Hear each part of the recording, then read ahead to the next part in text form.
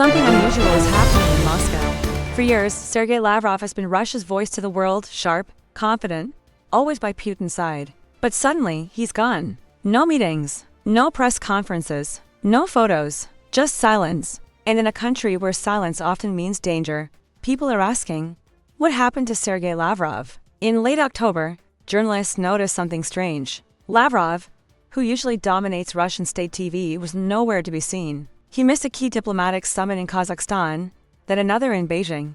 The Kremlin gave no explanation, only vague remarks that he was resting.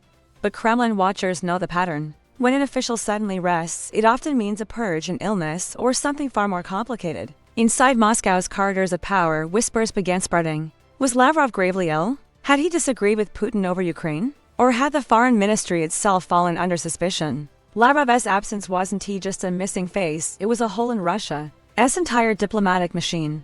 For decades, he was the man who justified invasions, deflected sanctions, and turned Western outrage into defiance.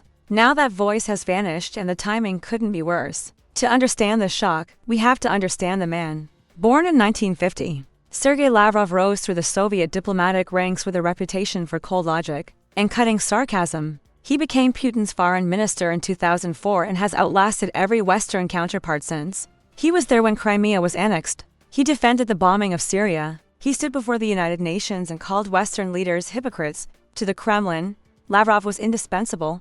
The face of controlled aggression, the man who could make lies sound like strategy. So when he vanished, the diplomatic world took notice. European intelligence agencies began quietly asking, is Putin replacing him? Is this health or politics? Unofficial sources in Moscow report that Lavrov collapsed during a private meeting. 2 weeks ago, state media denied it within hours, but the denials were strangely over-coordinated. 5 outlets posting identical statements within minutes, others inside Russia's elite whisper of a deeper split. Lavrov, they say, had urged Putin to seek back-channel talks with Western leaders to prevent further economic collapse. Hardliners and the defense ministry were furious. They accused Lavrov of appeasement. If that story is true, it would explain everything, because in Putin's Russia, questioning the war, even behind closed doors, can end a career overnight, whether by illness or dismissal. Lavrov's disappearance fits a larger pattern. When Putin senses weakness, he removes it. When loyalty fades, so does visibility. Analysts now believe the Kremlin's inner circle is fragmenting. With the war in Ukraine dragging into its third winter, military losses rising, and sanctions biting harder than ever, Putin faces pressure from two rival camps, the old diplomats, led by Lavrov's allies, who favor negotiation to survive, and the hardline nationalists, generals and security chiefs who demand escalation. If Lavrov has indeed fallen from grace, it signals that the second camp is winning. Western officials have already noticed a shift in tone.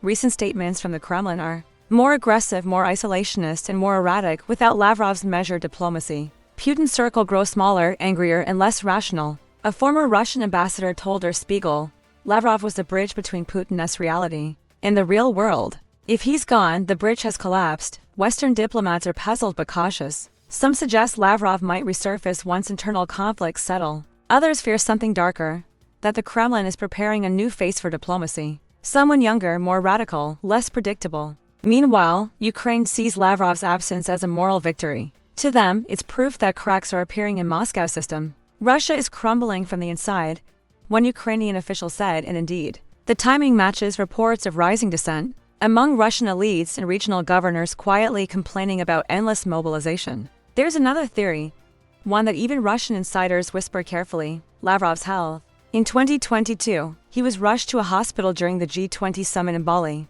a story Moscow denied until local doctors leaked photos online. At 74, he's visibly aged, appearing frail during his last public speech. So, is this merely health-related? Possibly. But even that holds political weight. In Putin's Russia, illness is weakness. When an official becomes a liability, the Kremlin hides it behind walls of propaganda. Just as they hid Defense Minister Shoigu's disappearance during the failed Wagner mutiny, they now hide Lavrov's absence because showing weakness could shake public confidence. Moscow today is quieter, more secretive. Power struggles inside the Kremlin are intensifying as winter looms, and Ukraine's drone strikes cut deeper into Russian infrastructure. Each blackout, each attack, exposes vulnerabilities not just in power grids but in power structures. Without Lavrov's diplomatic shield, Putin faces the world alone. And for the first time in years, even his closest allies look uneasy. A senior European analyst told the BBC, Lavrov was a mask Russia war. Now the mask has slipped. If Lavrov does not return soon, expect a formal reshuffle. Potential replacements include Deputy FM Sergei Ryabkov and Presidential aide Yuri Eshakov, both loyal, both hardline, neither capable of replacing Lavrov's global stature. That could mean a more isolated Russia, one less interested in diplomacy, more focused on military escalation and propaganda. But there's another possibility. Lavrov could re-emerge suddenly, smiling on camera, insisting he was always fine. That's how the Kremlin repairs optics, deny, distract, display strength. Yet behind that smile, the message will remain clear. No one, not even the longest-serving loyalist, is untouchable. Silence is a weapon in Russian politics. When someone disappears, it sends a message not just to the public, but to everyone inside the system. It's the Kremlin's way of reminding them, you are replaceable. For 2 decades, Lavrov represented Russia's diplomacy to the world. His words justified wars, his tone intimidated nations. Now his silence may signal a new phase, one where diplomacy itself takes a back seat to fear and survival. Analysts describe this as a power contraction. As Putin grows older and more paranoid, his circle narrows. Each disappearance, whether it's generals, oligarchs, or ministers, is part of a pattern. Centralize power, eliminate dissent, control the narrative. If Lavrov truly fell out of favor, it marks the end of an era. The diplomat who once managed Russia's image on the world stage has vanished, and what's left behind is a darker, more unstable Kremlin. Sergey Lavrov's disappearance isn't just about one man.